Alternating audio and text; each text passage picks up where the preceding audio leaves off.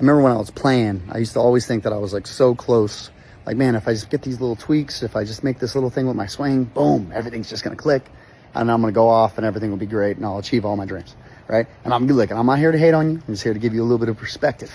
Here's the thing. In reality, if you're on the amateur side, especially too, if you're a high school, junior college player, even too, at most mid-major D1s or most D1s, period, the difference between you and an MLB player is probably pretty significant, right? It's probably not just one or two things. Most likely there is probably quite a few things that are different between you and, again, an MLB player, right? Not a guy that, even too, like, I think we kind of forget about this. It's like, look, you got to remember, if you're playing at this level, there's a big difference between, you might be better than 98% of everybody you play against, and that would even be saying something.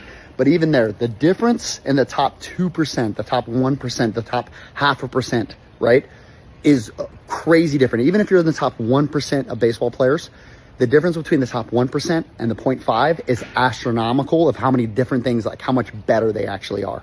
So here's just the thing, tip I'll give you, is you got to embrace that. You got to understand that every day, instead of just giving yourself these false summits, you got to continue just to stack days. You got to continue to get better at a lot of different things all at the same time, not just, looking for this one little quick trip, these one little quick tip, or, oh, I just need to do this, or I just got to do this one drill, and oh my God, all these things will come true.